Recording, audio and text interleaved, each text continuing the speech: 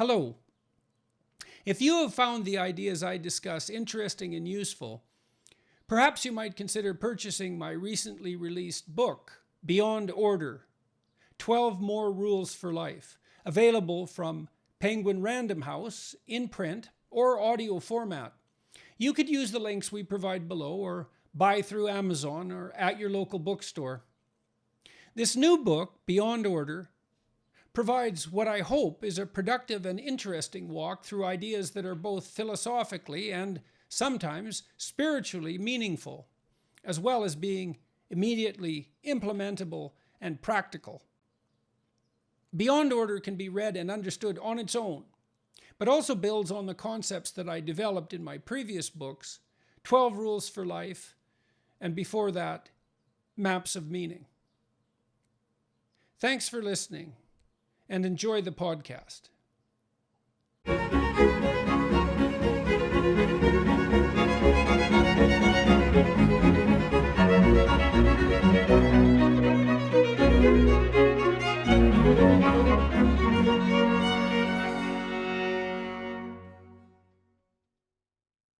So today I have the privilege of having as a guest Dr. Bjorn Lomborg, who I've spoken with before on my podcast and who was recently on my daughter's podcast, Michaela Peterson, as well. And I came across Bjorn's work, it's got to be 6 or 7 years ago now, when I was working for a UN panel, the Canadian panel devoted to analyzing economic problems in a hypothetically sustainable manner. It was for the Secretary General's report on sustainable economic development, which was, I think, put out in 2016. Anyhow, while I was working on that project, I read a lot of books on the various environmental crises that apparently beset us, dozens of books. And of all the people I read,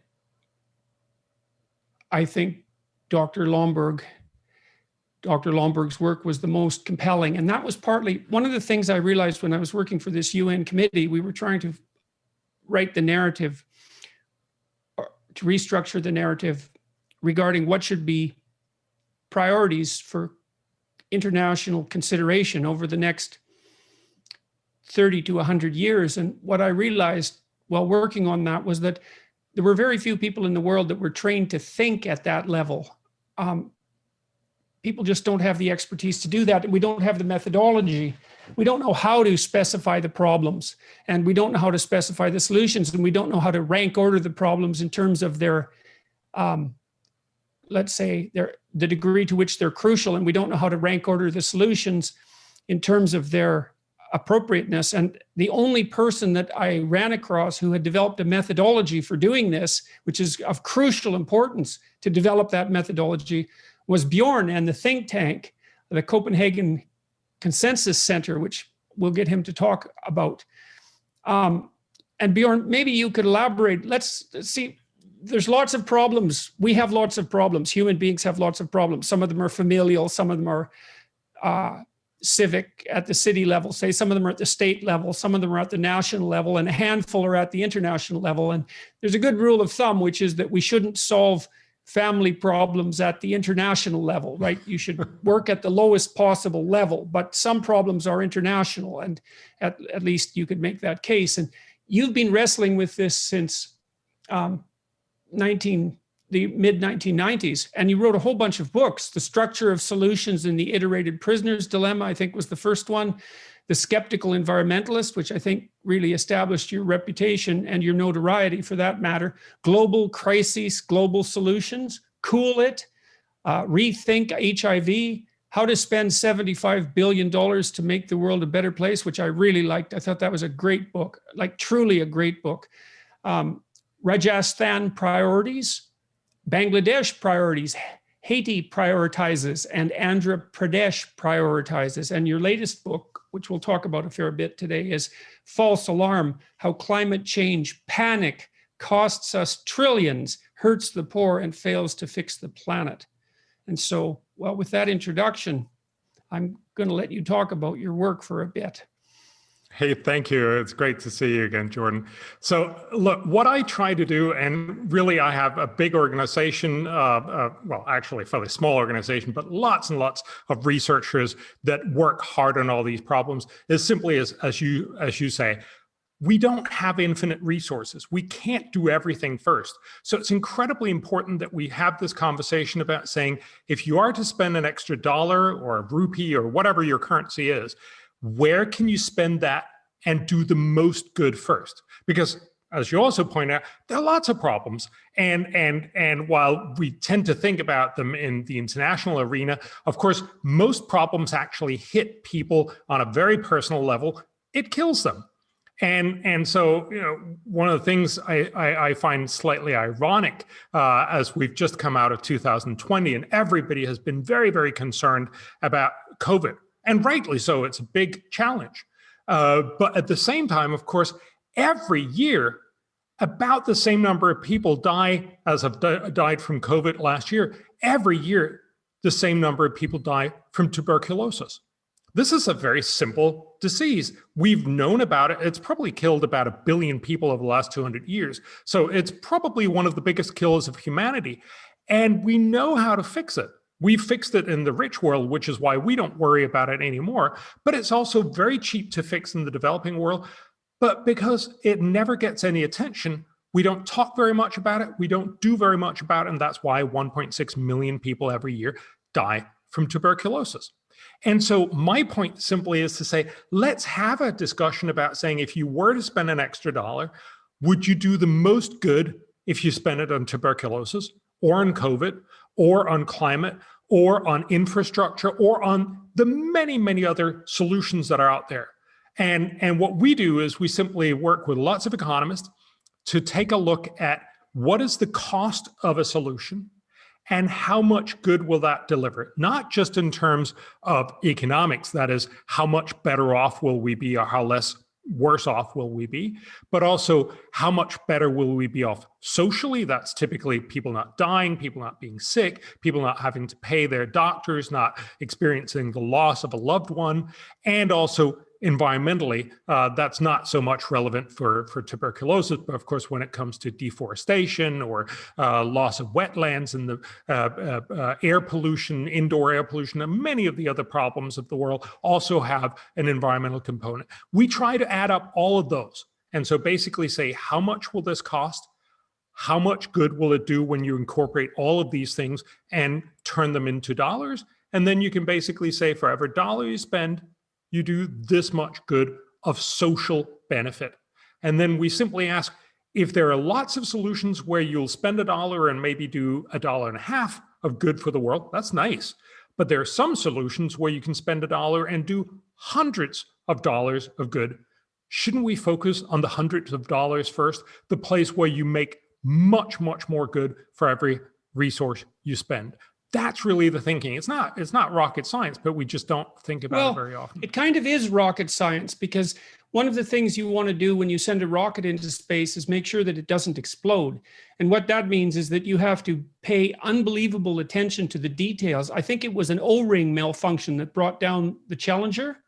Yeah. So an O-ring was rocket science in that situation. And what really struck me when I started to think about international problems was precisely this lack of methodology. So I'm going to recapitulate the claims you just made so that the listeners and viewers are very clear about, like, you make a number of assumptions and all of those assumptions are questionable, but anyone who questions them bears the burden of coming up with a better set of assumptions and justifying them. And so, you know, you can imagine someone objecting to your rather casual acceptance of the idea that you can put a cost value on all of these problems. You know, anybody who might object to, who might have some emotional objections even to something like the monetary system and to capitalism, for example, might be appalled at the idea that you could put a dollar value to human life, essentially. But in the absence of a better solution, well, that's exactly what I mean. You have to have a better solution. So your first claim is that we have limited resources. Okay, so that seems reasonable. We have limited time, we have limited energy, we have limited resources that are at our disposal as individuals and as states. And so we can't devote an infinite amount of resources to every problem. So that seems pretty much clear. If we're going to solve problems, we might as well start with the ones that are the most serious. So we got to figure out how to define that. Then we want to concentrate on the serious problems that we can fix. And then we want to concentrate on the serious problems that we can fix most effectively so that we have some resources left over to solve other problems. Okay, so let's start with the problem set itself. So for example, in your book, False Alarm, you talk about climate change, and you're a supporter of the claim that there is going to be climate change of approximately the degree, so to speak, that the International Climate Commission projects. And you also accept the claim that much of that is man-made. But then you situate climate change as a problem in a host of other problems. So I'd like to know how you came up with the set of problems to begin with. So very clearly, it's impossible to enumerate all the problems that we have. But what we try to do is we've taken our starting point of the UN's different definitions. So for the SDGs, the last set of goals that the UN has used, the ones that are running from 2016 to 2030, SDGs are Sustainable Development Goals. Right. So they've basically looked across a wide range of areas. So talking about health, obviously a big issue, poverty, obviously a big issue, the issue of education, the issue of being able to live securely, that is without violence in many different ways. And they enumerate a lot of different other things, clearly avoiding loss of biodiversity, avoiding living on an uninhabitable planet like climate change, many of these other things. Now, I'm not saying that this is a perfect list. It's made by a committee, but it's probably one of the best ways that we can say humanity has tried to enumerate all the different challenges that we're facing. Right, so that's the political aspect of this, is a consensus. There's been somewhat of a consensus with regards to the set of problems, even if not with regards to their prioritization. And so the UN has made itself open to some degree to its constituent members to list whatever problems they see as pressing. And those would include women's rights and diversity and oceanic management. And well, virtually every problem that you can think of that might have hit the headlines or been a target of media attention over the last, say, 2 or 3 decades. And so, again, people might quibble with that list, but then it's instrumental that they develop a better list and justify it. So you start with the UN list, and that's been derived as a consequence of lobbying pressure and political machination and all those sorts of things. And hypothetically, that's good enough. And then the next question is how to address these, how to, and I was very frustrated when I first encountered that list of goals, because I thought, well, there is no possible way that these can all be addressed in the next 30 years with any degree of success. It's just too complex. We have to start somewhere. And the problem with that is that as soon as you say that you have to start somewhere, then you take one need above all others, and you say that those who lobbied for that particular need take priority, and you need a justification for that. That's something other than power struggle or political expediency or even effective messaging. It might be nice to have a more hands-off, objective method. Okay, so then you organized a team of economists fundamentally, right? Why economists and not biologists, say, or?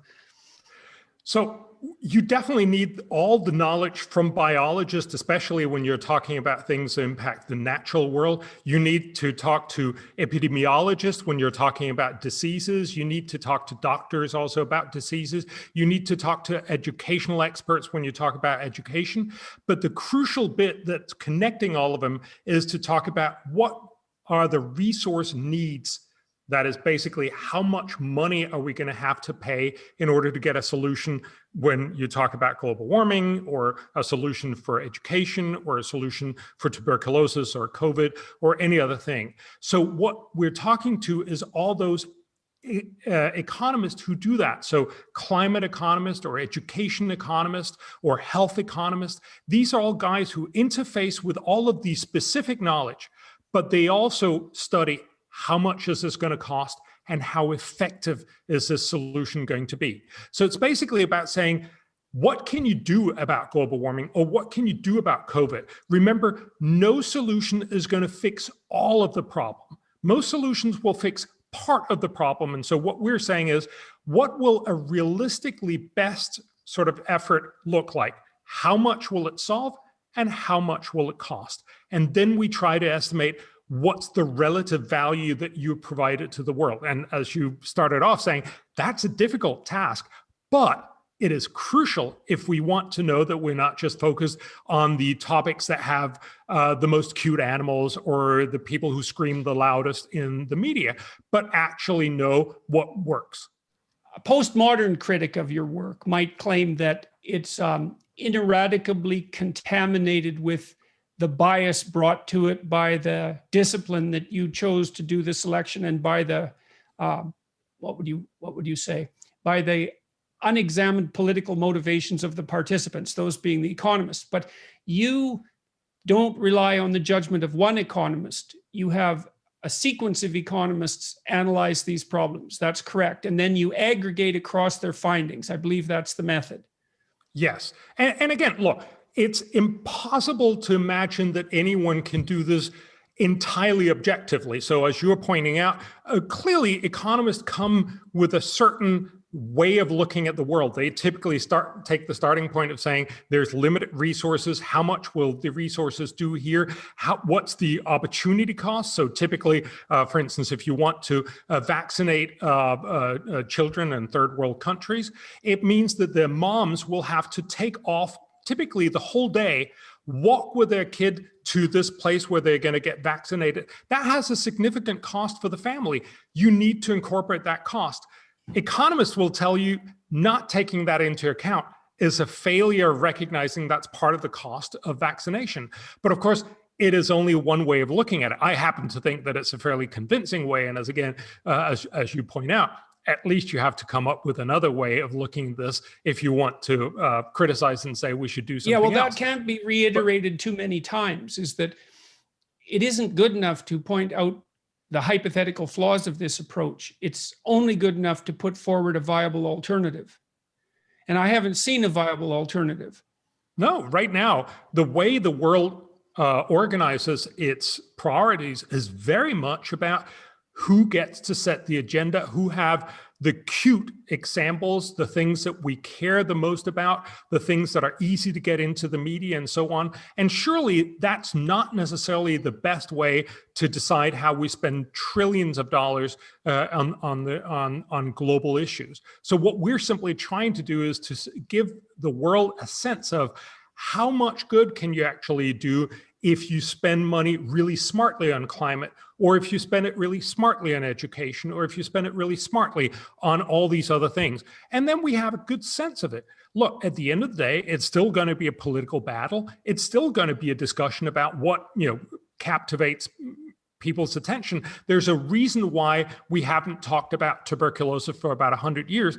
But of course, once a COVID hits rich people and hits home, we talk a lot more about infectious diseases. I'm not saying it's wrong. We should definitely talk about how we deal with COVID, but I think we should perhaps talk more about also how do we deal with tuberculosis, not only because it doesn't affect rich people, but because it affects a lot of people around the world. So getting that conversation going, getting a sense of the proportion of the problem, getting a sense of what can we do, what's the cost, what is the total benefit in terms of making economies, making people, and making the planet or the environment better off. What are the benefits there? What are the costs? And getting that balance is crucial. Okay, now my sense is that tell me if I'm wrong, but my sense is that you're often lumped in by people who have made climate change the center of their ideological universe. You're often lumped in with climate change deniers of questionable motive. And this is, the first question might be,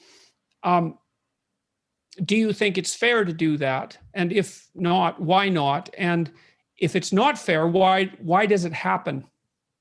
So there's definitely a lot of people who just approach what I say and many others say, oh, it's just a deny. He doesn't accept the reality of global warming. And that's just simply false. I think what has happened is that the climate conversation has become so politicized that to many people, it's just simply easier to sort of, what do you say, just get rid of that an inconvenient argument by saying, oh, you're a denier, and somehow being able to shut down the conversation exclusively by saying, oh, Bjorn is a denier. I'm not a denier. I've very clearly been stating ever since my first book, The Skeptical Environmentalist, as you mentioned, global warming is real. It's man-made. It is a problem. I'm simply accepting what the UN climate panel, the IPCC, is telling us about global warming. What I'm arguing is, how much will a potential solution cost, and how much good will that solution deliver to humanity? So the real question here is, are we spending lots of resources doing not very much good for climate when we could be spending those resources much better on climate, that is, doing much more to actually tackle the climate problem? And of course, also that we could spend those resources and do much, much more for the whole world with its many, many other problems. Those are two important questions, I think. And the reason why they matter so much is because in many ways, if you're just going to talk very, very rough numbers, the world spends about $150 billion on all the big problems in the world, from peacekeeping forces to dealing with malaria and tuberculosis, to HIV, to education, to gender equality, to many, many other problems. But we spend in the order of $400 billion or more per year on climate change. So if you look at the money that we spend on doing good in the world, the vast amount of that money goes to climate change. So if we get it wrong on climate, we're really getting it wrong on how we tackle the world's big problems. Okay, so I'm going to read something from the UN climate panel that you quote in your book. For most economic sectors, the impact of climate change will be small relative to the impacts of other drivers, such as changes in population, age, income, technology, relative prices, lifestyle, regulation, governance, and many other aspects of socioeconomic development. Okay, so that's the IPCC panel itself that penned those words. Now, you'd never guess that, I don't think, by, you wouldn't infer that codicil if you only paid attention to the way that the climate change projections are covered by the media.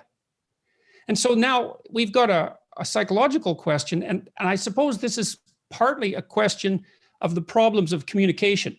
So when you're trying to solve a problem, you've got two problems. One is to generate the solution, the practical solution. That might be analogous to producing a new technology, but then you have the problem of communicating about that technology so that people purchase it. So you have a production problem and a sales and marketing problem. And you've got a production problem and a sales and marketing problem. Now, you'd think that one of the things that you point out in the introduction, for example, is that the cost of climate change interventions often involve an increase in energy prices. And that increase in energy price falls most heavily on the poor. And you make a credible case, a strong case, I would say, that much of the climate change intervention, as currently conceptualized, is going to further impoverish the poor. And this really confuses me, I would say, because I don't think it's unreasonable to suggest that most of the motivation, most of the efforts to put climate change at the forefront of modern consideration comes from the left. You think that's reasonable? Yeah, that's, okay. That's and then, certainly what's happening. Yeah. Okay, then you'd also think that the primary concern of the left would be the absolute or the relative poverty of the most impoverished or relatively impoverished people. So I can't understand why since you've continually made the case that climate change policy as presently construed is differentially going to affect the poor, that doesn't attenuate the left's insistence that climate change is the predominant problem. And now I have a hypothesis about that, and my hypothesis, I don't think it's particularly original, and it could easily be wrong, but I think that there's an intrinsic anti-capitalism that is contaminating the discussion about climate change and perhaps even the science, and that the fundamental goal is to advance a criticism of free market capitalism by other means. And climate change actually produces that outcome, that practical outcome. And if it happens to negatively affect the poor, then that's an okay price to pay, even though that's perverse, because the whole reason for the criticism of capitalism to begin with, hypothetically, is because of desire to help out either the absolutely impoverished or the relatively impoverished. So that leaves me with something like resentment as the only other motivation. Now, I don't think any of that's necessarily right, but I haven't been able to come up with a better hypothesis. So you face tremendous opposition in your work, and I don't understand why. What's going on? Yeah, it's a good question. I tend to take people on their on face value of what they talk about. I think there's a number of different things that are going on. So a lot of people, I think, I meet a lot of really well-meaning, very, very concerned people on climate change. They basically believe that the world is ending unless we do something about global warming. I mentioned in my book that a new survey across the world shows almost half the world's population believe that it's now likely that global warming will lead to the extinction of the human race. That's a huge and absolutely unwarranted argument. But if you believe this is the end of the world, everything else moves off the conversation. If global warming is the end of the world, if it's the sort of asteroid that hurtling towards Earth, we should just drop everything else and just send up Bruce Willis and do something about that asteroid. So the idea here is to recognize, and I've heard sensible people say, look, there's going to be poor people in 2030. We'll help them then. Right now, we need to help global warming. That makes sense if this is the end of the world that we're trying to get rid of. That's why one of the big points that I try to make in the book is to say that is not what the UN climate panel is telling us. Actually, as you just mentioned, climate change is a problem, but it's a fairly small one compared to most of the other things that we talk about. We never talk about our pension problems, but those are probably going to be much, much bigger than climate change. The other part, so just to finish your conversation about the poor, I think that when we were not nearly as scared about global warming, in some way you could argue that the reason why we've become so scared is because the media, the selling argument of climate change has just been way too successful. It's become the self-perpetuating machine that just takes any storm or anything that happens out there and say, see, global warming, and make us all believe that the end is nigh. But before that, I think there was a real challenge in the way, especially the left, was very worried about global warming, but also worried about the world's poor. And I think it was simply an oversight that we focused so much on global warming and so little on the world's poor. And I think if you were going to be very rude about it, you could possibly say it's also a little bit because we care about our own children. So our own children, we worry, will grow up in a world where it's global warming and it's going to be terrible for them, compared to the world's poor, which are mostly not our kids, it's someone else's kids, typically in Africa or in Latin America or in Southeast Asia. So in some sense, this is really, I'm going to pick my kids over all the other unfortunate kids. I think that was also a big driver. And I try to argue both of these and get people to realize maybe that's not the right priority for our planet. Okay, I do think that generally speaking, it's best to take people at face value, because to not do so means that you're not extending a hand of trust, and it gets you into a terribly complex cognitive situation. But But I would point out that you did question their motives at the end of that answer, saying that perhaps people are more concerned with their own children and willing to sacrifice the world's poor, so to speak, in their prioritization as a consequence of that. I looked at the potential dark motivation of a kind of lurking anti-capitalism. Another possibility, perhaps, is that a lot of the problems that you list do fall into the same conceptual category as the world's poor.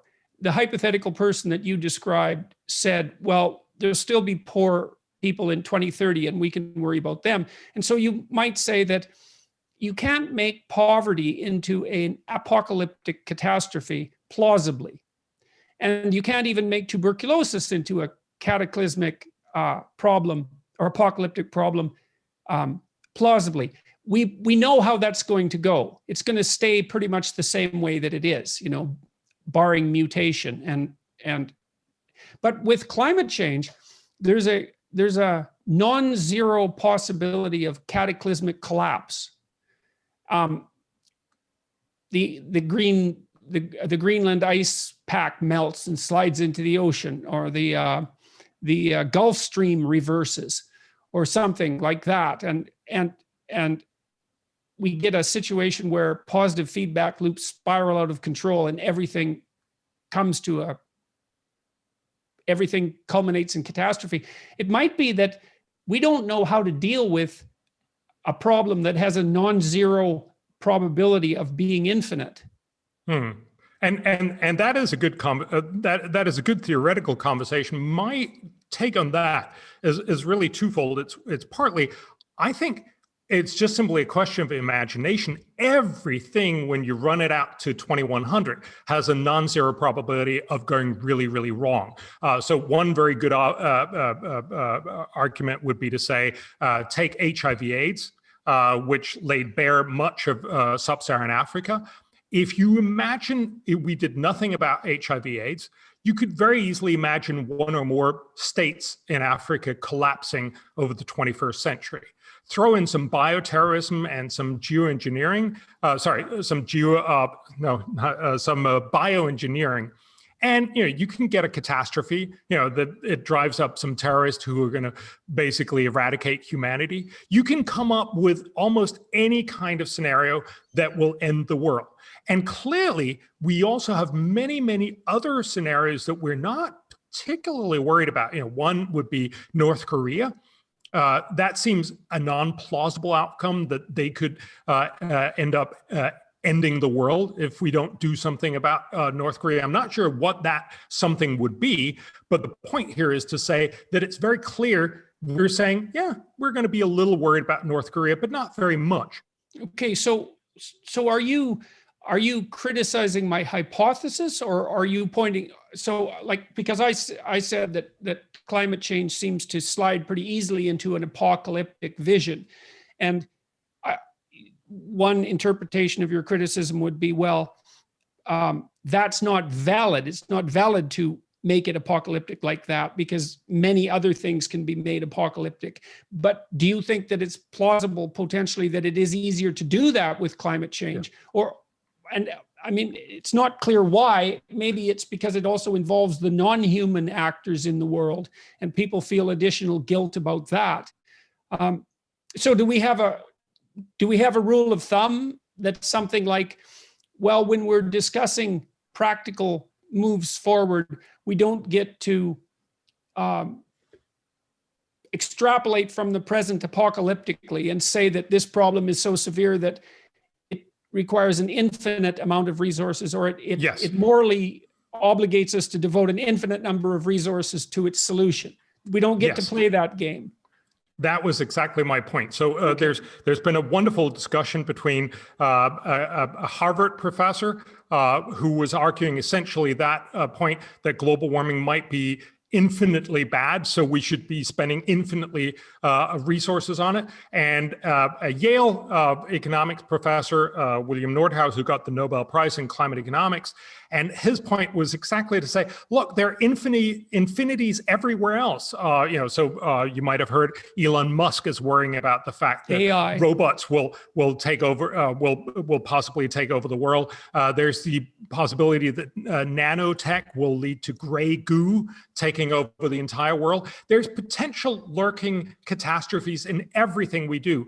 You can't, and that was Nordhaus's point, you can't just take one and say, oh, I'm going to spend infinity over here, because you should be spending infinity on pretty much everything else. Of course, that doesn't actually compute. And so what real people do all the time is we're faced with things that have a tiny probability of going really, really badly. We spend more resources on them. We try to find more ways to tackle them smartly, but we also recognize there's no way we're going to get rid of all apocalyptic problems. We simply have to be smart about it. And in my book, I talk about how we should also be smart about climate change. If you worry about the apocalyptic prospects of global warming, the only way to fix that is by investigating, not doing, but investigating geoengineering, which is basically a way of being able to, without climate policy, be able to stabilize the planet's climate. Right, and I don't have the feeling that geoengineering solutions are going to be an easy sell, even to people who are apocalyptically minded.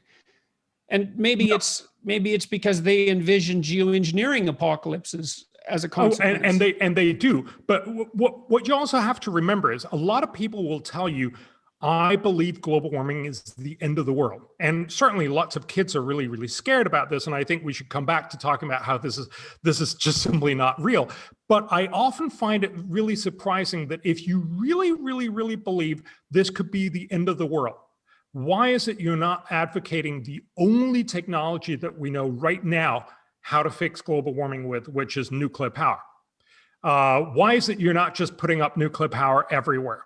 Now, I'm actually not arguing for that, because economically, nuclear power is not very advantageous.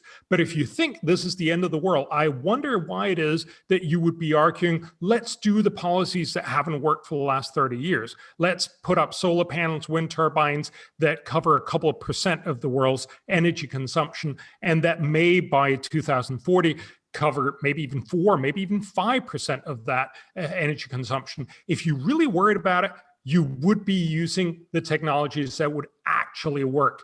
And the fact that you don't also kind of belies that even though you talk a lot about these end of the world scenarios, you don't quite believe them, because you'd be a lot more focused on solutions. You also make the point in the introduction that when you ask people by poll how concerned they are about global warming, there's many people, a majority of people, if I remember correctly, who are very concerned about global warming. But if you ask them how much they would be willing to spend to ameliorate it, I think the average American agreed to spend $24, if I remember correctly from your book. And so then the problem then is, by pointing that out, you belie your other claim, which is that you want to take people at face value. Now, you've got a real problem in that situation, because you can take them at face value with regards to their explicit claims about what they're afraid of, which is global warming. But then equally explicitly, they tell you they don't want to spend any money on it. And so then you have to wonder, well, which of those two competing claims do you actually believe? I would tend to go with the one that actually, it hasn't, saying that you're afraid of global warming has zero cost. Spending money on it has a cost, obviously. So the thing is, as soon as you put a cost to it, then you find out that people don't appear to believe it. They're not concerned. Yeah. So the question then is, well, what does saying that they're concerned about buy them? And it might be something like, well, this is again not a particularly original thought, but it's moral virtue to advertise that I'm the sort of person who's intelligent enough to conceptualize global concerns and empathic and noble enough to be concerned by them.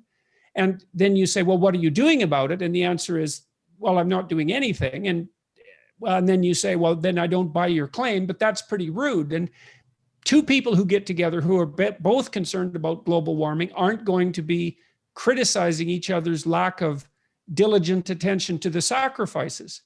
They can just embrace one another.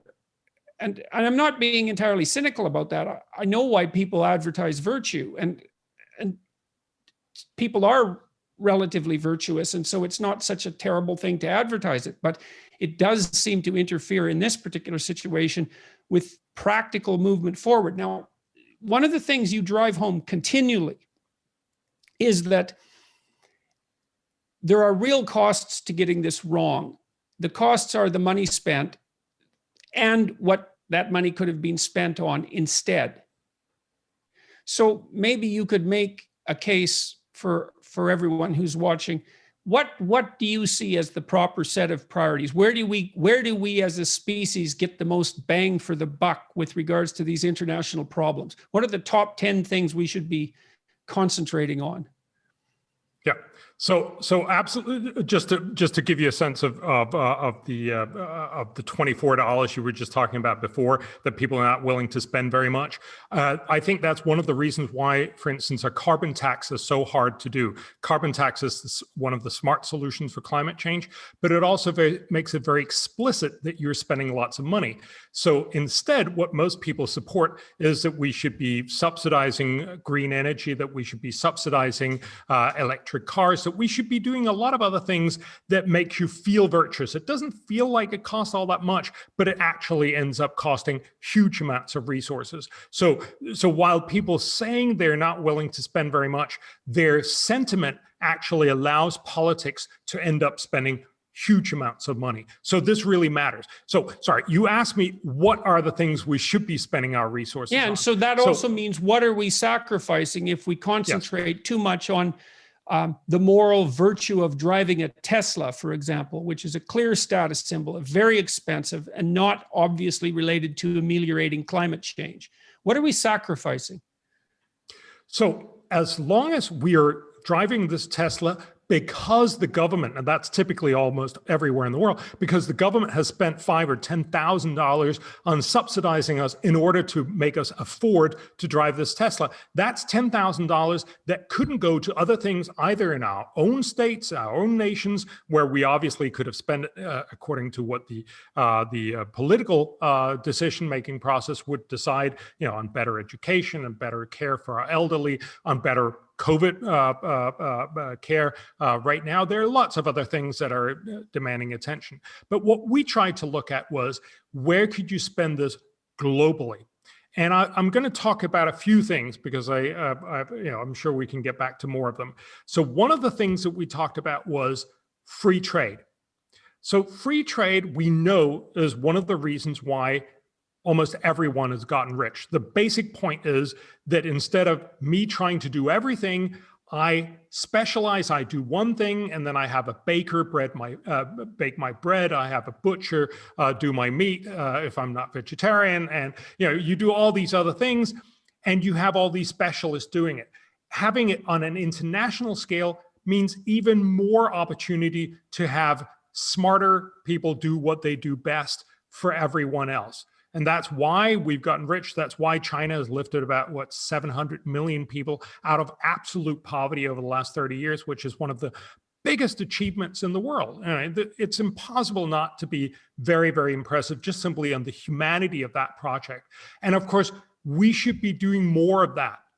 But unfortunately, we have, for a variety of reasons, Trump is obviously a big part of this, but it started way before Trump. The resentment towards free trade, the sense that this was wrong, has not only meant that many people in the rich world has become less better off than they otherwise could have been, but it's also meant that we have left a lot of people, especially in Africa and South Asia, much less well off. We should be spending some of our resources on making sure that we get more free trade, not less free trade. How do we do that? How do we do that effectively? And the simple way that we do that, unfortunately, is by subsidizing agriculture. So one of the most vested interests against free trade has turned out to be agriculture. It's agriculture in the EU, and the US, Japan, many other places, because they don't want to have that competition. Look, from a private point of view, I understand that. If I was a farmer, I wouldn't want, cheap agricultural produce come in and essentially eradicate my business model. So we need to recognize that we need to subsidize these people. We probably also need to subsidize other people, the people who would otherwise have lost their jobs. So there's an enormous amount of money that needs to be spent. Okay, so I got confused there, Bjorn. I got confused. Are you speaking about eradicating agricultural subsidies in the West, or are you speaking about subsidizing agricultural productivity in third world countries? Or I missed the mechanics there. So sorry, I'm talking about subsidizing the people who would otherwise block more free trade. So this is basically subsidizing rich Western farmers to make sure that they're okay with more right. So if their livelihood is endangered by the necessity of allowing for competition on the agricultural market, you just buy them out, like you might do with fishermen who are overfishing the ocean. Yes, exactly. And this is not perfect by any means, but it's a way to actually solve the problem of getting more of the stuff that will help humanity.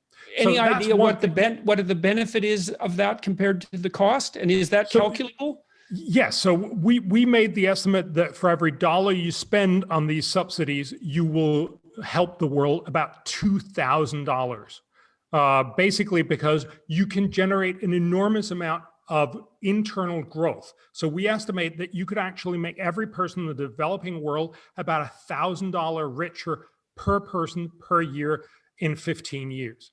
That's it. Okay, so wait, we're going to slow down there because those are unbelievable claims. Those are unbelievably massive claims. Yeah. Okay, so you said to subsidize rich agricultural producers in the West to the tune of $1 a year buys you $1,000 in increased revenue globally. 2,000. Yes, 2,000. It's a 2,000 to 1 return. Yes.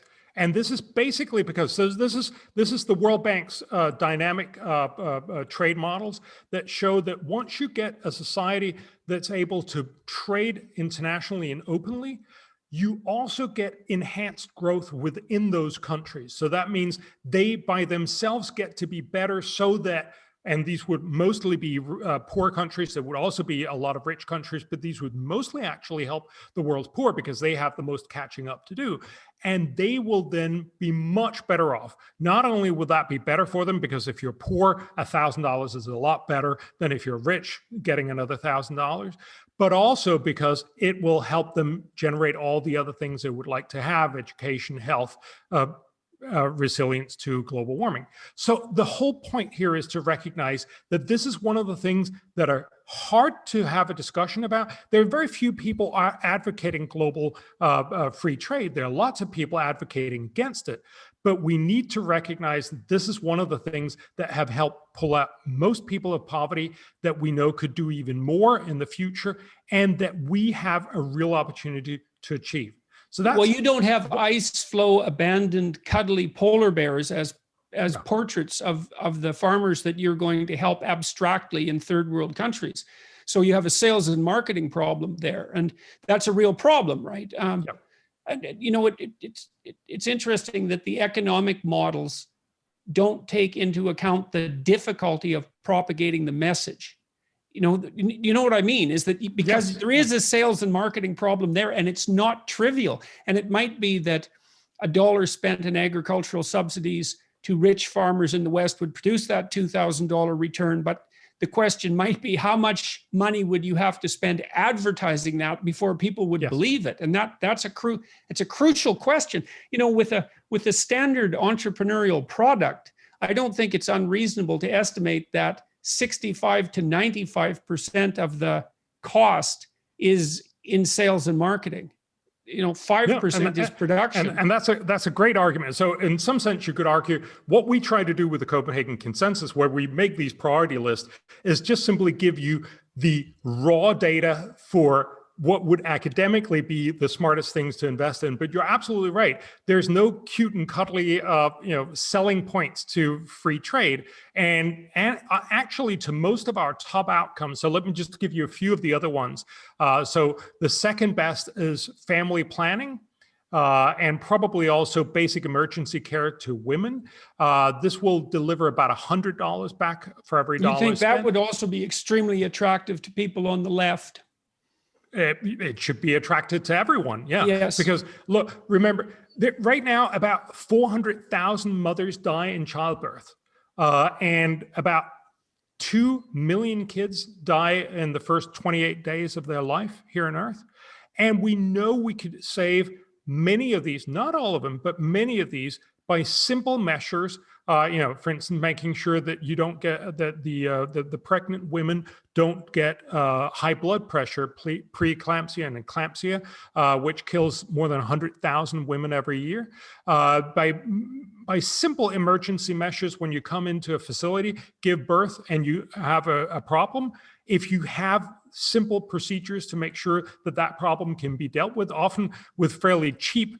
You don't need more doctors, you just need nurses or even assistant helpers. You can do a lot of these things. We know that you can do this for very low cost. And then again, if you have, there's about 215 million people, women who don't have access to prevention, so family planning. If you could get them family planning, not all of them would use family planning all of the time, but it would mean that they would space their kids better, they would be able to give more investment into each one of their kids. That would get them better educated. There would be a lot of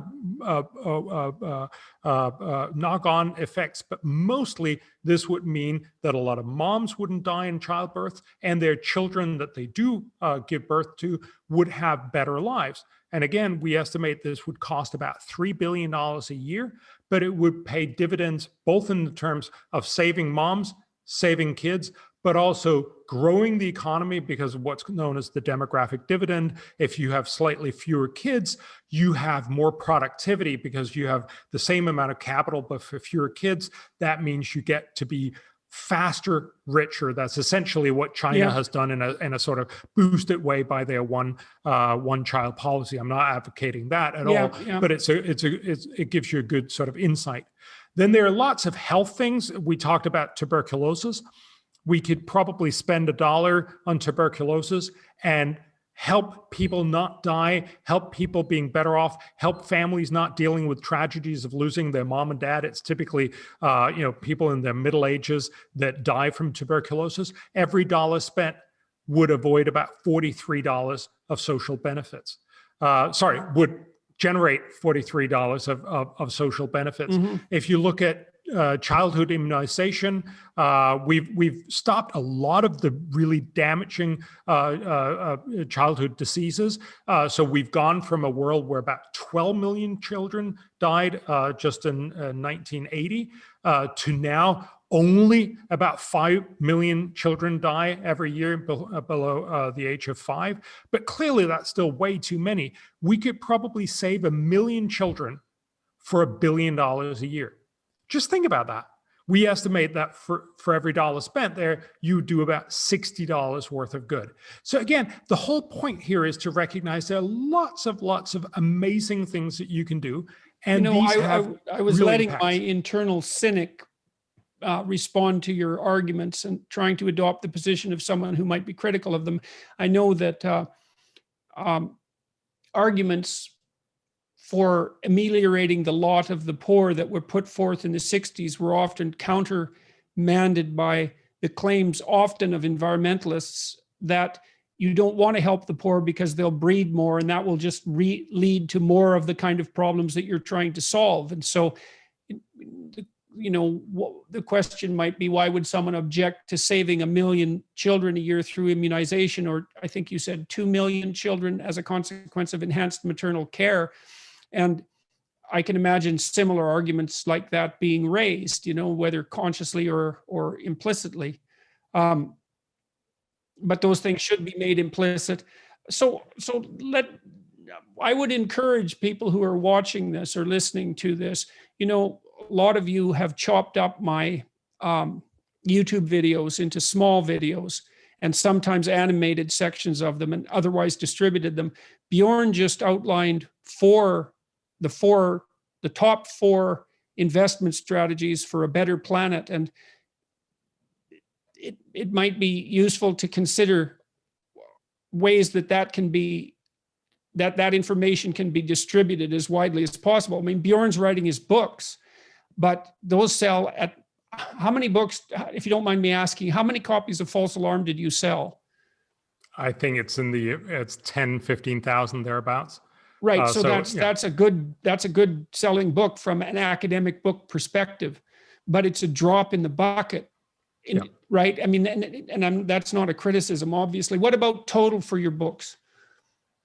So it's 200,000-300,000 or thereabouts. Right. And so a good YouTube video will get 1 million views.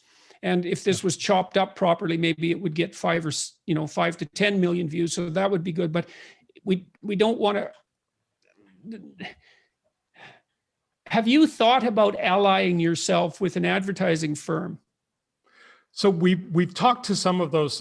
There's been people coming asking, how can we help? Can we help do some of this? And what I find is that when it ends up, partly these advertising firms sort of retract their offers when they start realizing this is really complicated. That it's not just the cute polar bear and the ice floe kind of argument.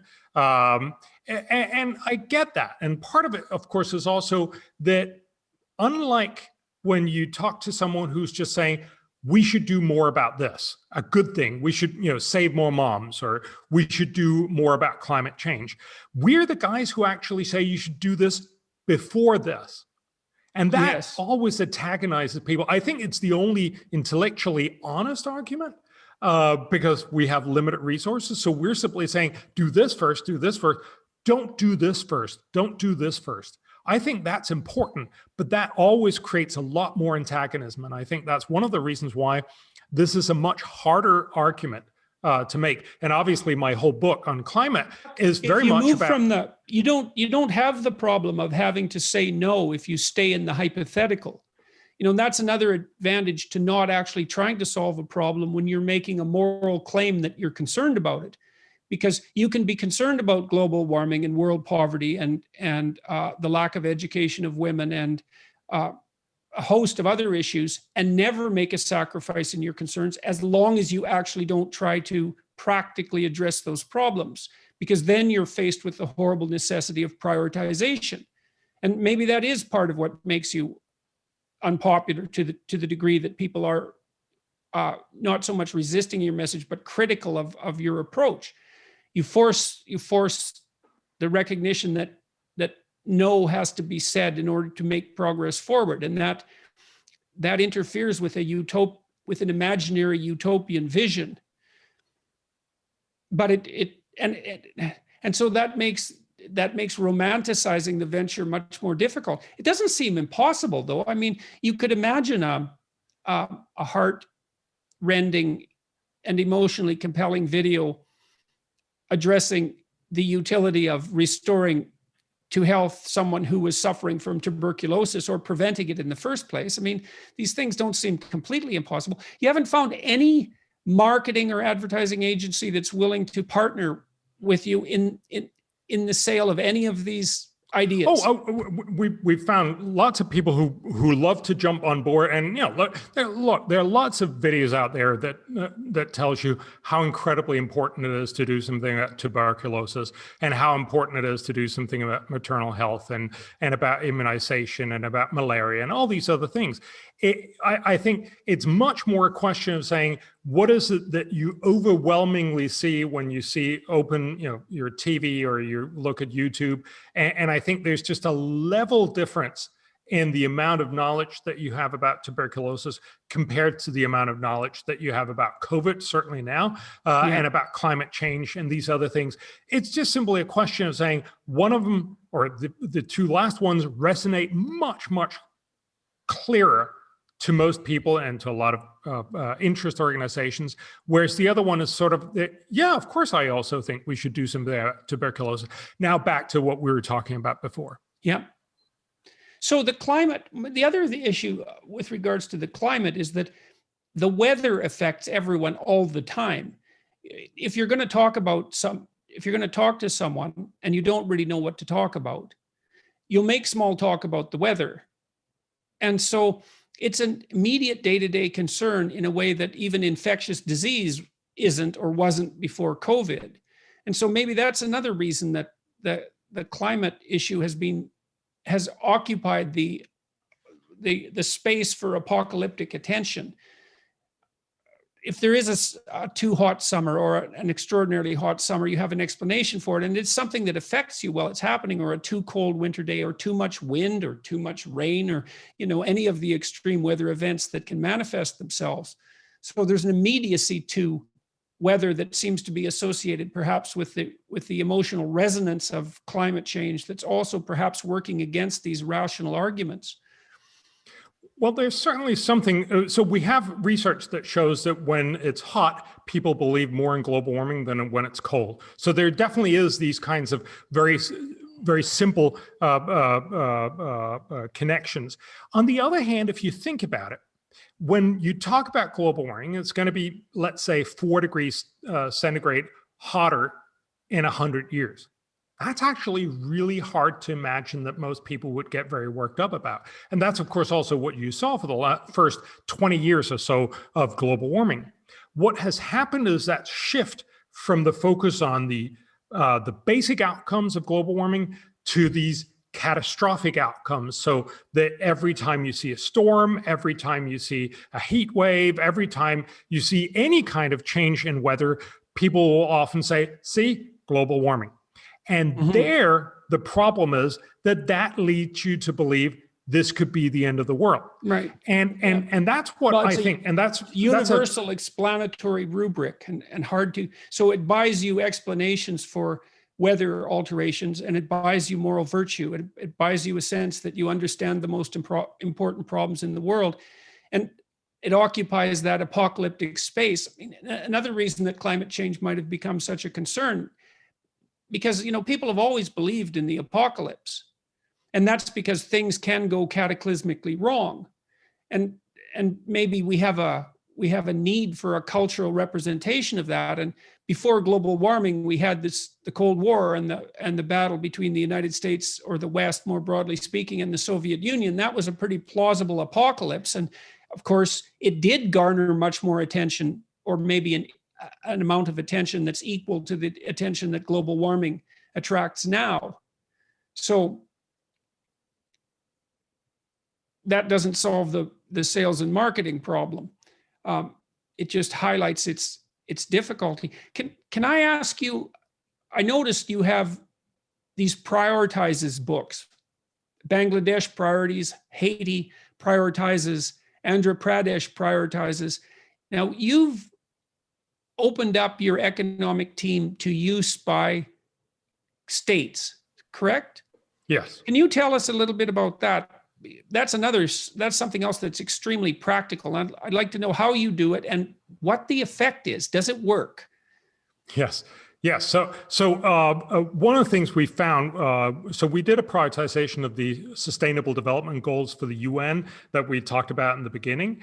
And what's sort of very noticeable is if you talk about what should the world do, everybody thinks that's intellectually interesting, but nobody feels like they live in the world. Well, we're Canada, we're the US or Denmark or whatever. And so you feel like I want something that's actually relevant for my political conversation. And so one of the things we wanted to do, we also did this in Latin America with the Inter-American Development Bank, and we found, these are some of the best things to do in Latin America. And then, obviously Argentina would say, yeah, that's probably true in Mexico, but not here. We're special. And likewise, Brazil would say, yeah, that's true in Argentina, but not here. So, you could constantly get this sense of it's true somewhere else, but not here. And that's why we wanted to have this conversation specifically for nations. So we've done this for Bangladesh. We've done this for 2 states in India, Andhra Pradesh, and Rajasthan. We've done it in Haiti.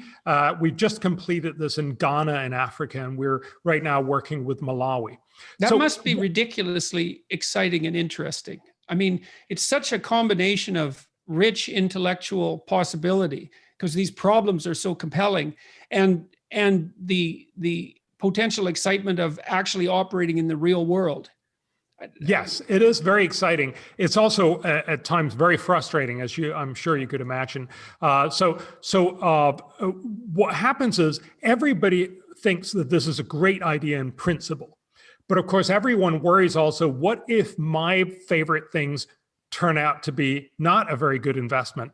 That's suddenly going to, make it much harder for me to get money from next year's budget. So there's this sense of, do we want this to be too successful? On the other hand, the finance ministry often loves this approach because they're the ones who get inundated from all ministries and saying, we need more money for this project, we need more money for that project. And of course, politicians also need projects that sell, essentially buys them votes.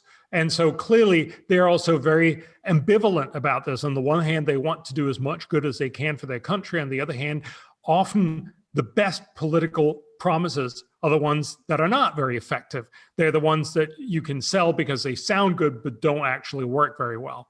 Or that you can put off endlessly and still promise that you're going to deliver.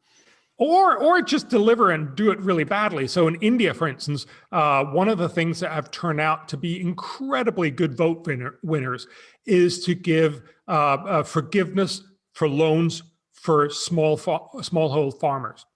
You can imagine how that, if I'm a farmer, I've put myself in almost impossible debt. There's a politician who promises he's going to forgive that. That sounds great. But of course, the problem with that argument is that partly they often don't pay. But what happens is it actually ends up shifting loaning from the very poorest to the not so poor farmers, typically to the rather rich farmers, because the lenders don't want to see the politicians ending up saying, no, we're not going to keep your loans on the books. So you end up spending huge amounts of money, encouraging bad loans, and then not helping the poor when they need it further on. That's a lose-lose-lose outcome. And one of the things we tried to point out was, don't do that. I'm sure we weren't very successful because it's an incredibly successful political strategy, but it becomes a little harder to do. And likewise, some of the things that we found were incredibly effective becomes a little easier to do. So for instance, for Bangladesh, we found, and again, this is not dramatic news, but it's just a really, really good approach to basically put your procurement online. So for many states in the developing countries, procurement makes up about 1/3 to 2/3 of their budgets. So everything from pencils to roads, but obviously roads are much, much more expensive. So it's typically infrastructure projects. They're dramatically corrupt. Because they lend themselves to be very corrupt. And one of the things we find is if you put these online, it becomes a little harder to rig the auctions. So in Bangladesh, for instance, you have to hand in a sealed envelope with your bid to a specific government office. And what not surprisingly happened was they put up goons outside that office so the people who shouldn't come in with a cheap bid just couldn't physically come in. If you put it online, you can get bids from further afar. It's harder to manipulate. You can still manipulate, but it gets harder to do so. So what we found was we took 4% of Bangladesh spending, put it online, and actually found you get higher quality, you get it much cheaper. That means you have to spend less money, you get more for your government tax dollars, or takas as it is in Bangladesh. And that saves Bangladesh about $700 million a year. Right. So, but there's something else that's very hard to romanticize. It's absolutely impossible. And again, remember, this is simply a question of saying, we look across a wide range of things that you could do in Bangladesh. Some of these things got picked up by politicians because they save them money. Obviously, the finance minister wants to save $700 million. Some of these things have really, really good long-term growth potentials, like, for instance, getting digitized, getting your land digitized. Some of these are very obvious things like tuberculosis, but many of them also don't happen just simply because they're not the right set of things to do right now. So again, our point is not that we somehow magically make Bangladesh right. That would also be impossible to imagine. And look, you shouldn't have, economists prioritizing the world. You should have economists informing the electorate in Bangladesh, how do you want to run your country? But we help make slightly better, some of the proposals help spend slightly less money really badly.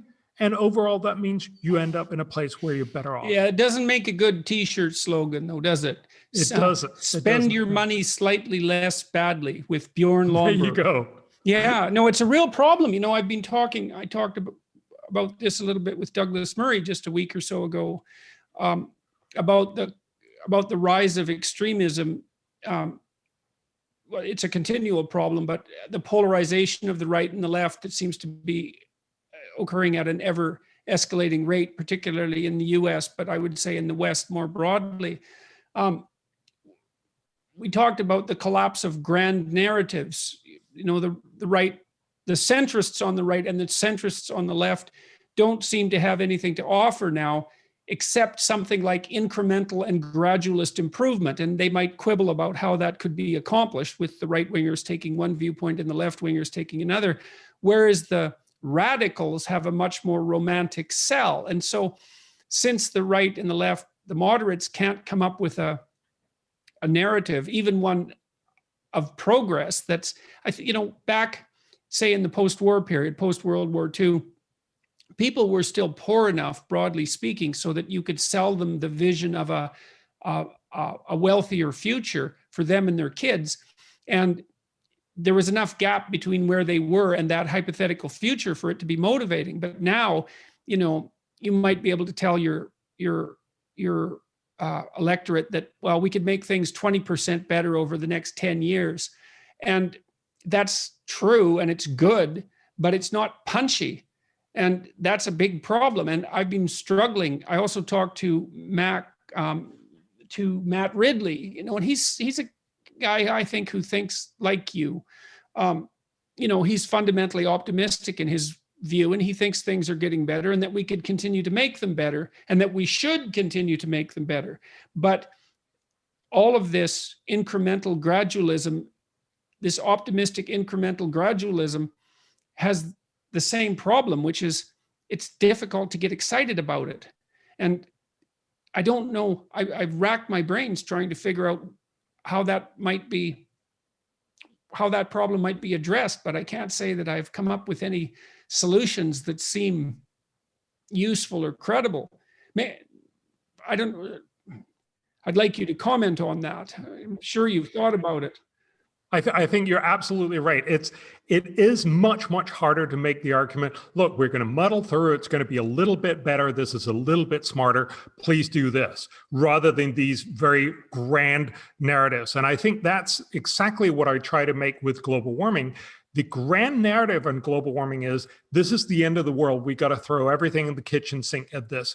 And the reality is, no, this is a problem. We estimate that by the end of the century, this will cost us about 4% of GDP. So maybe 1 or 2 years of growth.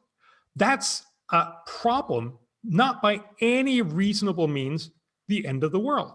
And that's why you need to be careful not to end up spending lots more to tackle part of this problem.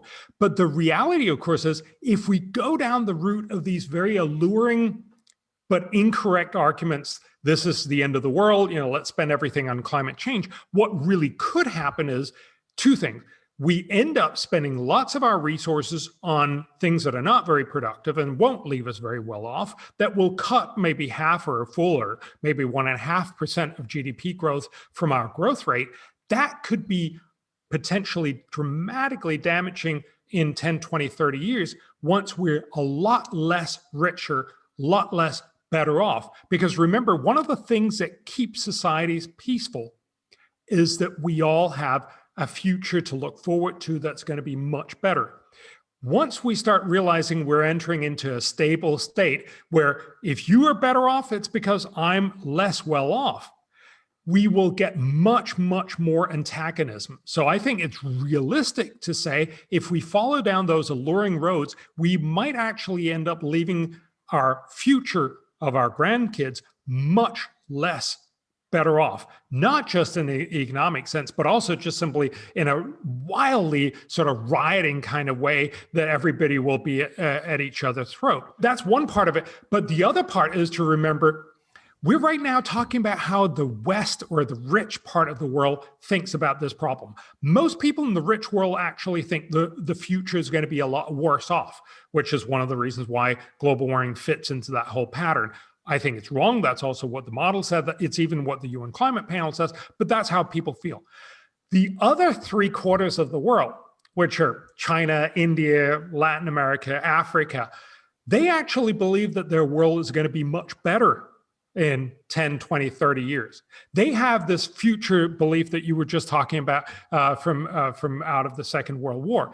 They are not going to say, yeah, we're going to do strong climate policy and become poor.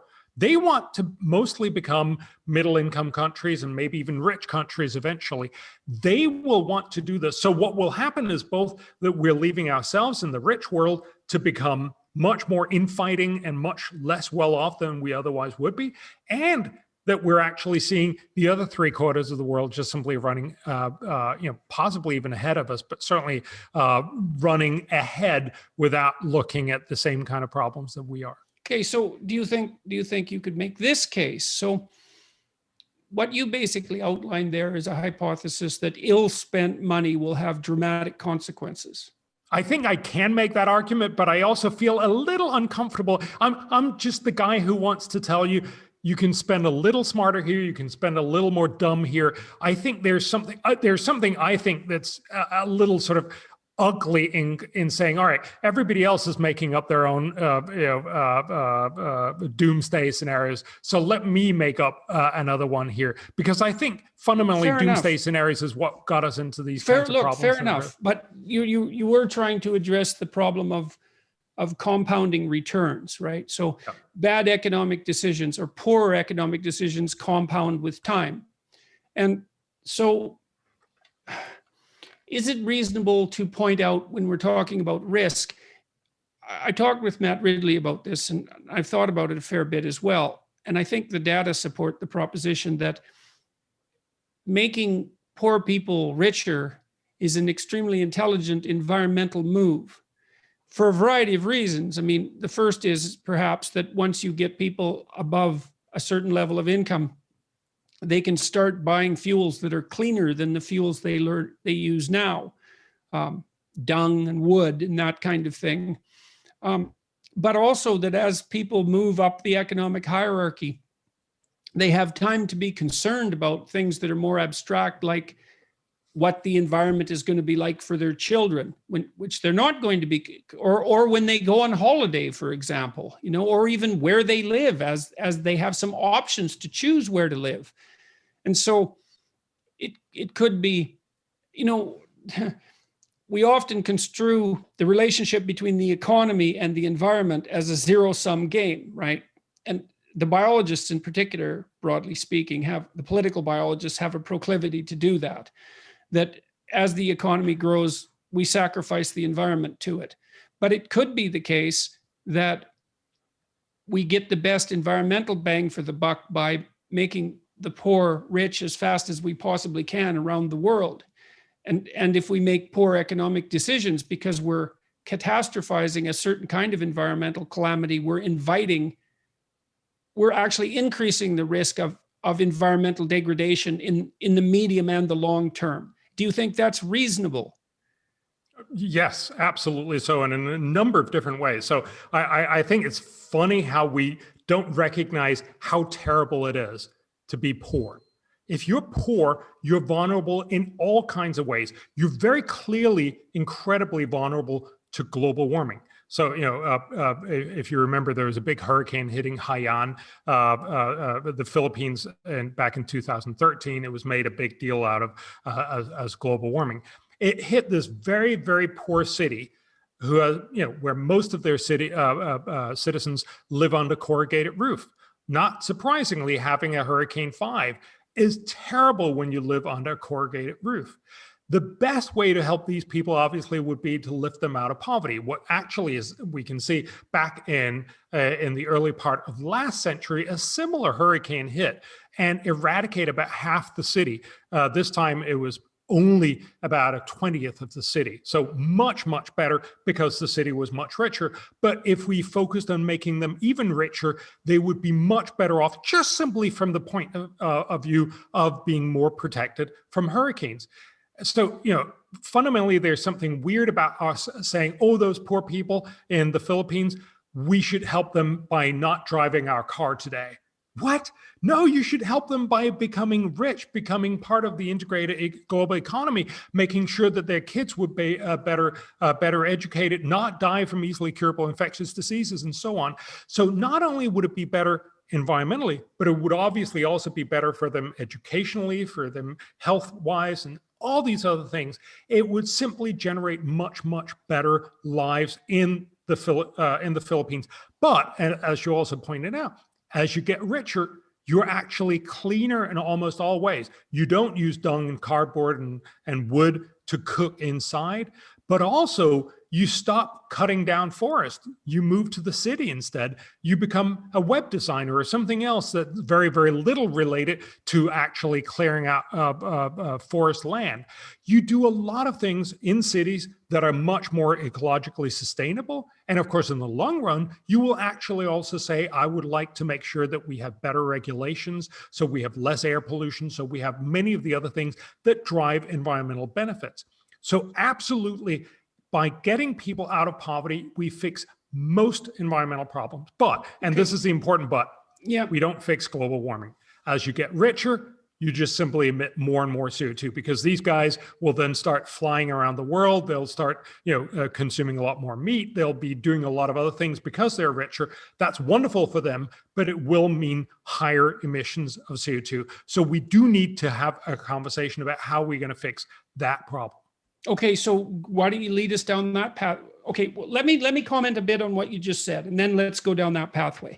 Okay, so to swallow what you just said and to believe it, there's a set of beliefs that you have to have already in place. You have to believe that the current economic system isn't fatally flawed and basically works, or at least works better than any hypothetical alternatives that have been tried or that we can dream up. So it basically works, and works means as it runs, it tends to lift people out of absolute poverty. There's still a maintenance of relative poverty, but absolute poverty tends to disappear. And there seems to be really good evidence for that, especially across, well, since the Industrial Revolution, but it's really taken off in the last 30 years, maybe non-coincidentally with the demise of communism, which was a competing economic theory. And produced all sorts of bad economic decisions. In any case, you have to buy the hypothesis that the current system works and that extending it is going to be better. And so you don't get to adopt a stance of revolutionary criticism of the Western capitalist hierarchy. So that's a big sacrifice if your thinking is oriented in that direction. Now, I don't know really what to make of that, because you'd think the evidence that the poor have been lifted out of poverty at an unbelievable, like an astonishing rate since the year 2000, not just in China, but all over the world, would be essentially irrefutable evidence that the current system works. And then if you look at China after they adopted free market policies compared to before they adopted free market policies, there's absolutely no comparison with regard to growth. And so it isn't obvious to me how, if you were truly concerned with the poor, you would be able to deny the sorts of propositions that you put forward. I don't understand that. Maybe it's partly because people just don't know how much better things have got in the last 20 years and why, because it has been difficult news to bring forward, and it's difficult to market. If I can just, yes. So one of the things I think people don't recognize, if you look at a graph over the last 200 years, 200 years ago, almost everyone in the world were absolutely poor in the sense of less than a dollar a day. Yeah, 95% of humanity was below that level. And we've just seen a dramatic decline. As you mentioned, we're now down below 10%. Even despite of COVID, which a lot of people have pointed out have actually made more poor people. We've gone from 7 up to about 9%, and so we've delayed the benefit for a couple of years. That's terrible, and I would rather not have had that happen, but it doesn't change the long-term trajectory that's amazingly downwards, in the sense that we have many, many fewer people that are poor. One of my favorite guys who runs the Our World in Data website, he points out that every year for the last 25 years, the headline of every newspaper around the world could have been, over the last 24 hours, 138,000 people have been lifted out of poverty. 138,000 people every day for the last 25 years. But of course, it's not news because it happened every day. It was not, this day it happened. We don't get these good news, and I think we need to get them in order to be able to understand the magnitude of what we're talking about. Well, the problem with accepting that good news, or a problem with it, is that it pretty much eradicates the romantic rebel, because it all of a sudden makes it very difficult for you to be cool, to find something cool to stand up against and to resist. You have a relatively benevolent society that's getting incrementally better. It's not a villain that you can heroically resist. And I'm not being cynical about that. That is actually a problem, because resisting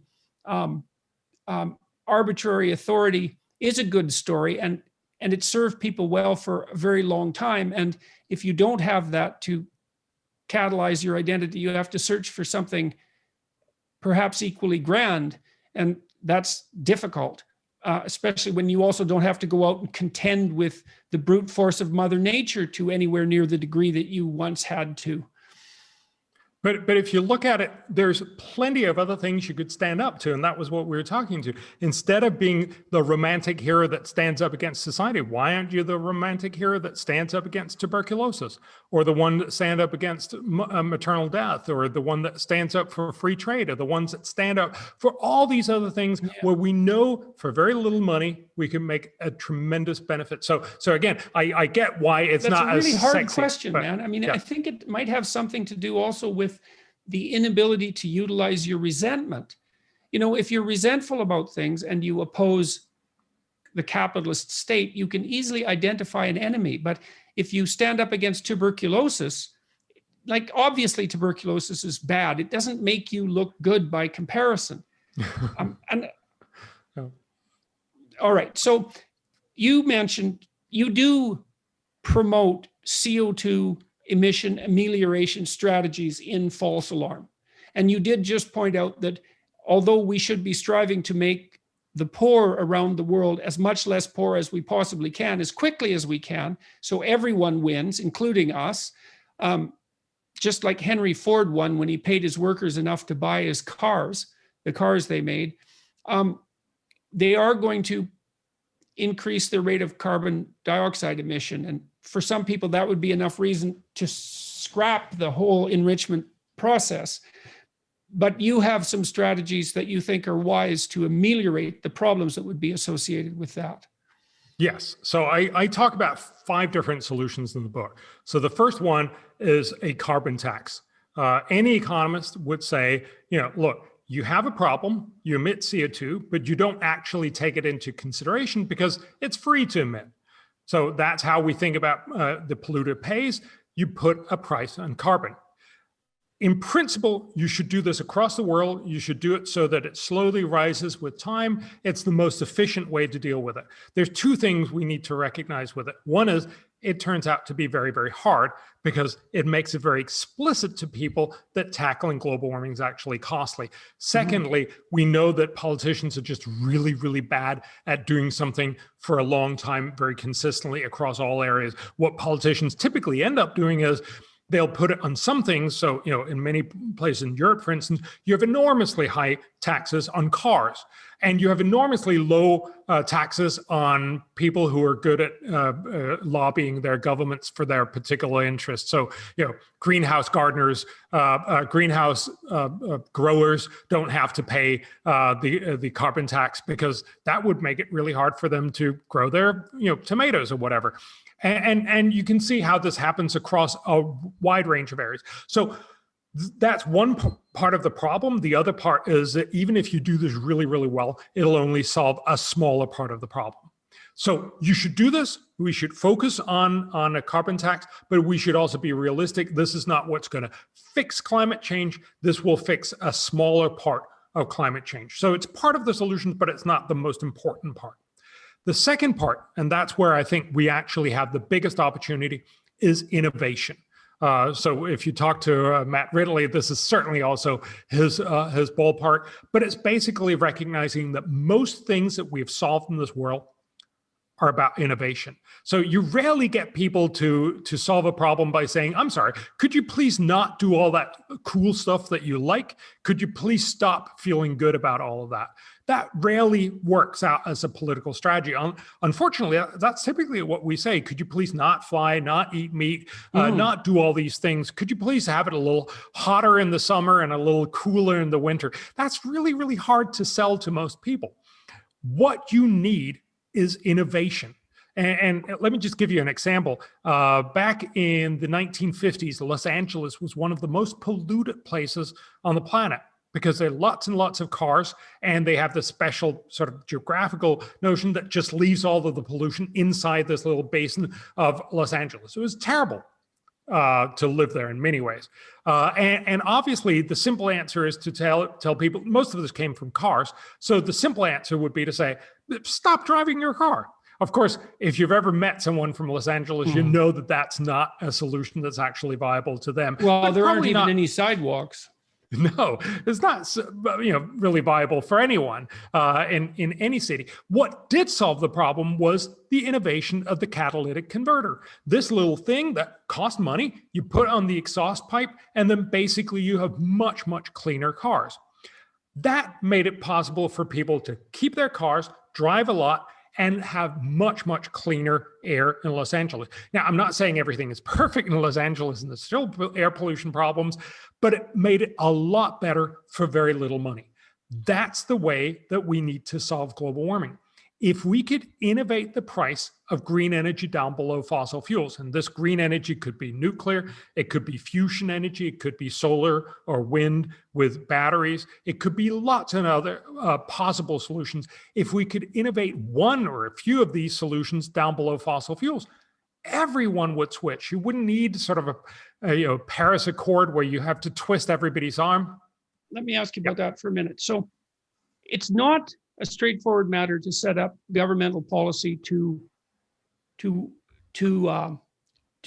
support innovation. I mean, innovation is a very abstract idea, and I've seen much evidence of failure at the governmental level here in Canada when governments have set out to foster entrepreneurship and to seed, the development of high-tech industry, for example.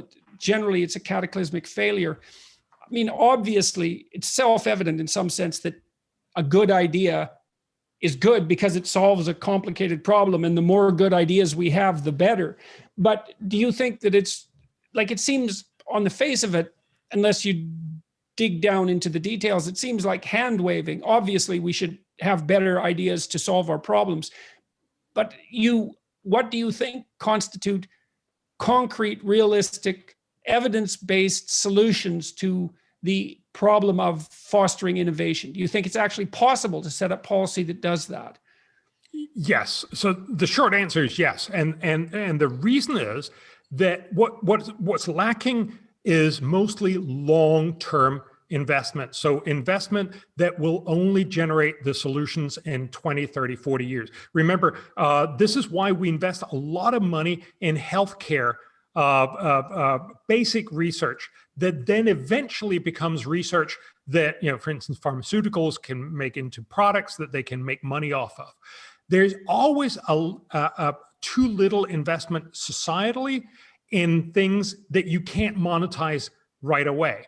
So if it's I very make hard this to great- invest in things that you can't monetize right away. Yes, if I make an innovation that then in 20 years, say, will help us generate this enormously beneficial breakthrough. Unfortunately, I won't get any money because my patent has run out. That's why most companies will not be investing in these long-term development. What happens is that you then have a dearth of investment into these sorts of long-term innovations, unless you have the public invest in them. And I'll get back to how we do that smartly. Okay. But we do that in medical research for many reasons. People recognize this is part of the place where we need to, produce lots of professors, lots of medical Nobel laureates, and then, eventually the pharmaceuticals will take over and actually make products out of this. That's a great setup. We don't do this in energy for a variety of reasons. It is one of the places where we spend very, very little money. Partly because it doesn't feel like you're solving global warming, because you're not solving it right now. You're only solving it in 20 or 40 years. That feels like you didn't really care. But the reality is, this is the only way that we're going to get these sorts of long-term breakthroughs. Now, one reason why politicians often screw this up is because they are not willing to invest in these long-term investments. They'll say, we want a Silicon Valley in Canada in 3 years. That makes sense if you need to get reelected in 4, but you can't do that. And so you shouldn't be trying to do this in a very short-term way. Another way is that you end up giving this away to companies, and companies, of course, are just going to spend it on the product that they were going to do next year anyway. But hey, thanks for the money. So the point here is you need to do this carefully in a way that will generate long-term innovation. This is not easy. You are going to waste a lot of money, but we know that governments around the world has done this in a variety of different ways. We know, for instance, the internet, the transistor, the fracking in the US. There's a number of places where you have been successful, and all we have to do is to spend lots of money, and I'd love to talk more about specifically how we should set this up, how we should evaluate, and we should be careful about it. But fundamentally, we should do this in a way that we say we want to generate a lot of knowledge that we believe in the long run can deliver benefits that will actually help companies produce energy that will be viable. But we are not going to try and do this for the next 3 or 5 years. So we got to stop that panic mode and start this long-term thinking. We do have realistic knowledge about both that we're investing very little compared to typically almost all other areas, and that more investment here would make it more plausible that we would faster get cheaper green energy. So, okay, so in Canada, there's a medical research council and a social sciences research council and natural sciences and engineering research council. That might be a bit dated, that information, but essentially that's how it's been set up. But there isn't an energy innovation research council. And, I'm thinking that way because I'm an academic and I've seen these granting agencies. I've seen how they work, and they're set up to provide funds for basic research. And something like that doesn't exist. So why aren't we funding research into energy, into the generation of cheap and clean energy? What's got in the way? Every year, we want to spend it on solar panels that makes us feel like we're doing something right now. The surprising thing is, in 2015, when all countries signed the Paris Climate Agreement, on the sidelines of that event, Obama and 20 other global leaders, Bill Gates and lots of billionaires, actually signed another agreement that I'm happy to say we were a tiny part of pushing, which was we're going to double our investment into green energy research and development. So all countries both promised the thing that you heard about, namely we're going to cut our carbon emissions, but they also promised to double their green energy investment in 5 years, so in 2020. They did quite a bit of the cutting carbon emissions. They did nothing of the increased spending in green energy R&D. And I think fundamentally because it doesn't feel like a solution. It doesn't feel like something urgent. It feels like something you can do next year. It feels like something that's nice to have, but this, putting up the solar panel is urgent and we need to do it.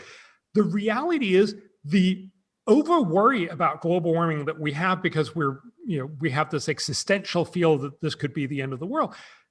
Surprisingly also, not only is wrong, but it also leads us down the wrong path, namely the path where we say, let's do anything that just makes it look like we're doing something next year, rather than actually laying the groundwork for fixing this problem. Now, obviously, and some people will say, well, we should have done this 20 years ago. And yes, that would be wonderful. We should have done that, but we didn't. It's sort of too late to do something about what we should have done 20 years ago. But we can do something about what we're going to spend our money on in 2021. And if you look, for instance, on Biden's proposal to fix climate change, he's thinking about spending $2 trillion. He'll probably not get to spend all that money on a vast array of things, many of which are not going to be very effective. But he's also saying he wants to dramatically increase, actually, I think probably too much, but certainly a very, very large amount of increase in American spending on R&D. This is what he should be focusing on, but I do worry that he's going to end up having much more success with all his other much less effective proposals simply because they are more glamorous. All right, so you don't seem to be an admirer of the Paris Accords. And so my sense of your argument is that the proposals that are part of that accord are extremely expensive and they're not cost effective, especially when viewed in this larger framework that encompasses a whole host of problems instead of focusing just on climate change. And so maybe if you don't mind, you could summarize could you lay out your critique of the Paris Accords for us? Yes. So two things. The Paris Agreement is really just an extension of what we've been trying for the last 30 years and failed to do the last 30 years. Namely, let's try to do something that's really hard, that costs a lot of money, that will have a little bit of impact in 100 years, and try and see if we can't get everybody to do it. Not surprisingly, that's a really, really hard thing to get. And to do what? And to do what exactly? So basically get Canada, get the US, get Denmark, get everybody else to cut their carbon emissions, which privately for them is going to be costly. They have to reduce their use of cheap energy and use a little bit more expensive energy, sometimes less reliable energy. Basically, it puts a slight slower dampener on their economic growth. That's always going to be hard. That's always going to be unpopular. You're basically asking people, could you please pay some more and use a little bit less? That's a hard sell. Not surprisingly, you do a little bit of it. You typically don't do a lot of it. You don't live up to all of your promises. But even if you do, so let's just take the Paris Agreement, even if everyone did everything they promised to 2030, that would cut as much CO2 that if you run it through a climate model, it would cut temperatures by 0.025 degrees centigrade by the end of the century. So literally nothing. We wouldn't be able to measure. As compared to what magnitude of increase? So it's about 4 degrees temperature rise. We've already seen one, so about three degrees more. So this would be a trivial part of reduction. Now, it would be a reduction. It would mean we would have less problems because global warming is a problem. So we estimate there would be benefits. But there would also be huge costs because you'd actually have to pay for this. So if you look at how much you're going to pay, which is in the order of $1 to $2 trillion US dollars per year in 2030, for every dollar spent, you will avoid climate damages across the centuries worth about 11 cents. That's a very poor way of spending money, paying $1 and actually achieving 11 cents. You could just have paid out the dollar and done, almost 10 times as much good in the world.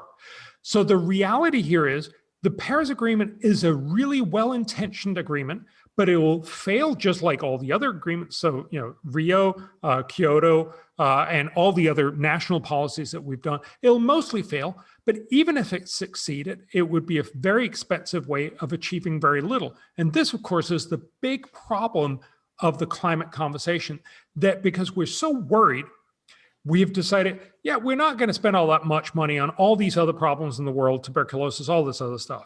but we are going to spend $1 to $2 trillion.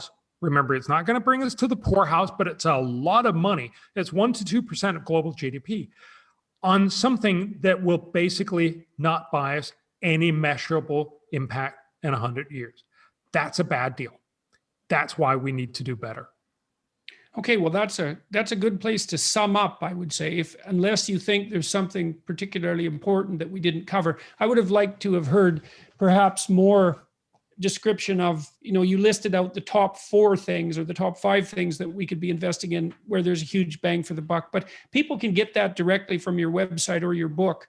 So yes, I've shown you this before, but we have a whole folder. I'm sure you can put that up where you can actually see all the different investments here, and you can see we'll for link every to one that of them. again. So, We'll link to that again. Yes. So I've been talking with Bjorn Lomborg today, the author of False Alarm, and we've been talking about global governance, I would say, sustainable global governance, with an emphasis on 2 things. And one would be economic growth, which means alleviation of absolute poverty for those who are poorest, and some increment in wealth, hypothetically, for the rest of us, which seems on the face of it to be a good thing, especially at the lower ends of the distribution, and discussing also how that might be done in the most appropriate ecological manner, keeping in mind the host of other problems that have to be solved. And Dr. Lomborg has developed a methodology for assessing and rank ordering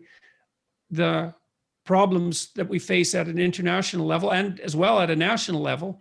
I'm going to interrupt my summary for one thing. What's been your experience with regards to your success in those countries where you've gone in and done this prioritization? What's been the practical consequence of that? So we've very clearly, we're an organization to look at how effective are you. So obviously we should be looking at how effective are we in what we do. Also, I'm using my life in this. I'd like to know that actually has an impact. So yes, we are effective. So what we found is in these countries, we'll change some of those policies and we'll change them somewhat towards being smarter, not by any means the whole way or anything, but towards better spending. And because most nation states spend billions of dollars on making lives for their own citizens better, if they just change a little bit of their increased spending as they get richer over the years, that will have a much, much bigger impact. So to give you a sense of proportion, the whole project that we do costs about $2.5 million. And we probably have impacts in the, we change hundreds of millions of dollars, possibly billions of dollars in spending.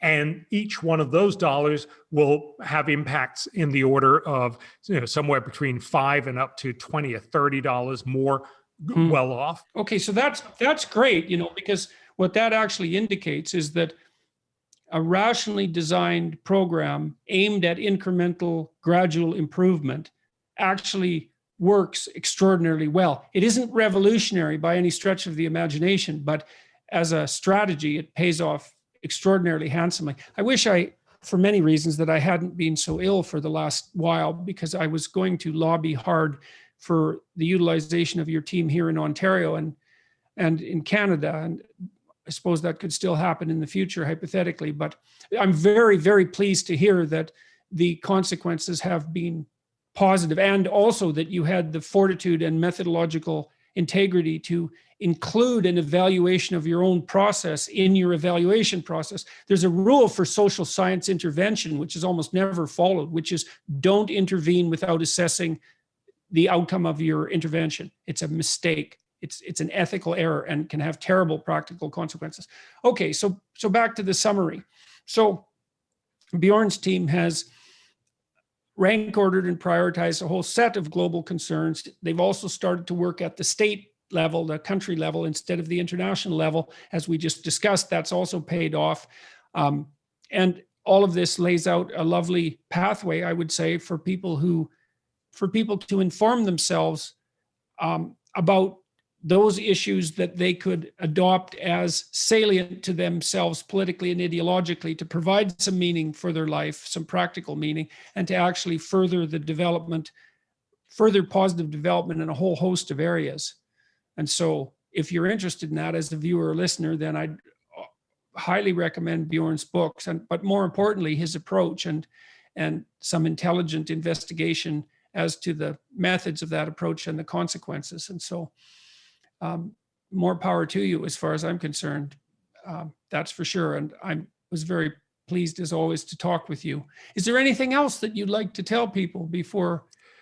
So if you wouldn't mind, I'd love to just, because I tried to go through the 5 things that you can do. So I'm just going to really quickly mention the last 3. Is that okay? Yes. And then I'd love to also make one more point about my book. But, okay. So we talked about carbon tax and innovation. Innovation is crucial. You should also focus on adaptation. It's sort of a naughty word in much of the conversation on global warming, but very clearly adaptation is going to be one of the big ways that we're going to fix many of the problems. It's going to happen to a large extent simply because people do that. If you're a farmer, you're going to plant later or earlier, depending on the climate changes, and eventually you might plant something else. You should also look at geoengineering. We talked about that very briefly, but basically the idea of saying, if there were to be a really catastrophic impact, geoengineering is basically a way of making sure that you can restore the temperature of the Earth very quickly at fairly low cost. We should not just go ahead with it, but we should certainly be thinking about it. And that's all I'm going to say about this right now. The last bit, and we also talked extensively about that, is to make sure that prosperity is also a big solution to climate change. Most of the things that you're impacted with because you're poor. If you're really poor, everything hits you hard, but climate hits you hard as well. If you're rich, you're much, much less impacted. And so very clearly, the question is, do we want to help Bangladesh a little bit by cutting carbon emissions and basically then leaving them poor, but hey, at least sea levels rose this much less by the end of the century? Or would we rather make sure that we actually leave Bangladesh much richer, which means that they'll be much better able to handle hurricanes, that they'll be much better able to handle sea level rise and so on. There's a very strong basis of evidence that shows that prosperity is actually much better for most countries, not just because it's wonderful in all kinds of other ways. You can avoid your kids dying and get them better education and all these other things, but also for climate. So those were the 5 points, and innovation is by far the most important thing. I just want to say one last thing about, because my book is very much, we've talked a lot about all the big problems in the world. The reason why I talk about global warming is because it is the one thing that I experience most people actually talking about all the time as this existential threat. This is the big thing that we should all be concerned about.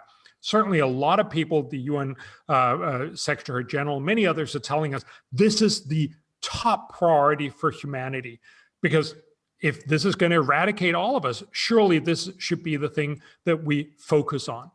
I think that makes intellectual sense if it was true, but that's not what the UN Climate Panel is telling us. It's not what the science is telling us. It tells us this is a problem, by no means the end of the world. And that is not only important because you can't really get to all the other things we were talking about unless you stop believing this is the end of the world. If this is the end of the world, you are going to set everything else aside. But also, of course, it's the only way that you can actually get a better life. When you see all these kids being really worried about, am I going to have a future when I grow up? People believing literally that humanity is going to end, that must be terrible. Now, if it was true, we should be telling people, but it's not true.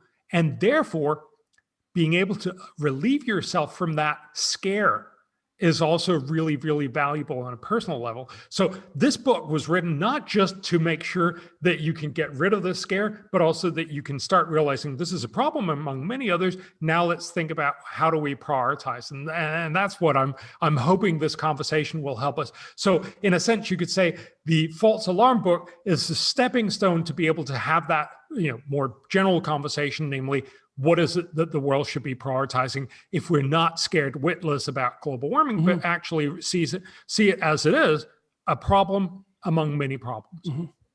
Great. Well, that's a really good place to end. So thanks very much. And I hope we get 1 million people to watch this and another 500,000 to listen to it. We'll see how it goes. So thanks very much for talking to me today, Bjorn. It was a pleasure listening to you. I always learn a lot reading your books. Likewise. And listening to you, and it's been well, it's very nice to come across sources of realistic hope, and that's what your books provide. They provide sources of realistic hope. Man, those are in short supply.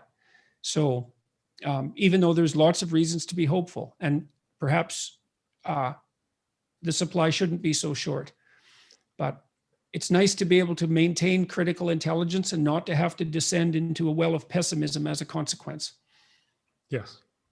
It's wonderful to talk to you. And it's always, you give me a lot of different perspectives on what we're doing, which is just as valuable. You're stuck in your own little way of thinking about this. And it's wonderful to sort of be able to say, oh yeah, there are all these other perspectives and all these ways that you also need to have that conversation. It's great. So it's always wonderful to talk to you. Thank you.